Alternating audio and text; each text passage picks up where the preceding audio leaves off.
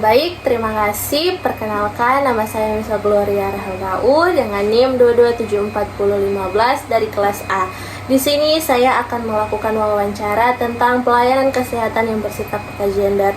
Dan di sini saya bersama dengan narasumber saya, yaitu Perkenalkan, nama saya Kesia Natalia Ratu, umur 20 tahun.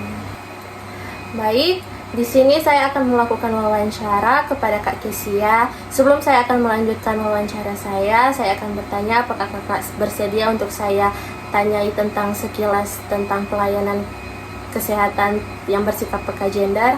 Bersedia. Baik, di sini saya akan bertanya tentang pelayanan kesehatan yang bersikap peka gender kepada Kak Kesia. Dan pertanyaan yang pertama yaitu, apa yang dimaksud dan menurut kakak pendekatan berbasis gender dalam pelayanan kesehatan reproduksi?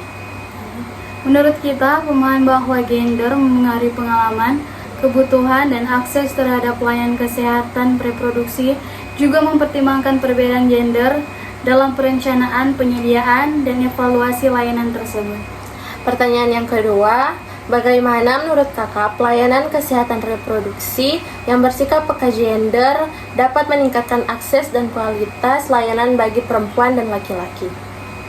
Meningkatkan akses dan kualitas layanan bagi perempuan dan laki-laki dengan menyediakan layanan yang responsif terhadap kebutuhan dan preferensi gender masing-masing. Misalnya, dengan menawarkan layanan yang ramah terhadap perempuan, termasuk pengetahuan tentang kehamilan dan persalinan, serta menyediakan layanan kontrasepsi yang aman dan terjangkau bagi laki-laki.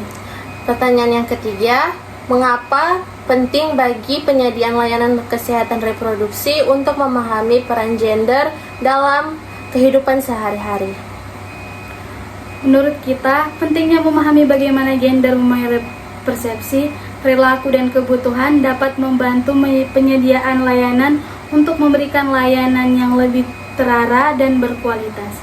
Pertanyaan yang keempat, apa yang kakak tahu tentang strategi konkret yang dapat diterapkan oleh penyediaan layanan kesehatan reproduksi untuk memastikan kesetaraan gender dalam pelayanan?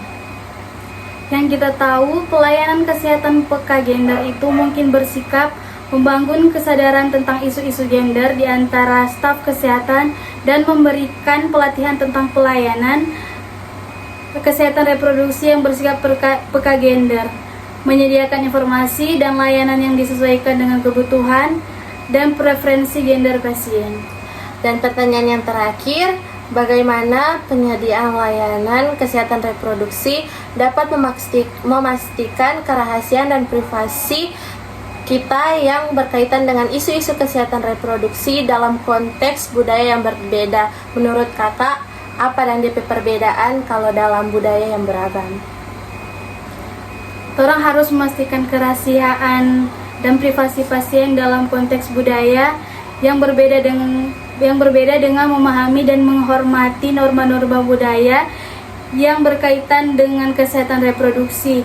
Hal ini bisa dilakukan dengan cara menyediakan ruang konseling.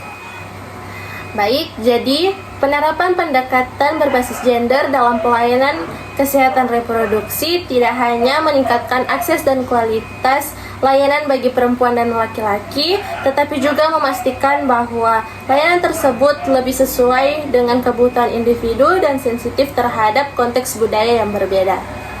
Sekian dari hasil wawancara saya ucapkan terima kasih kepada narasumber saya Kak Kesia. Terima kasih atas kerjasamanya. Terima kasih.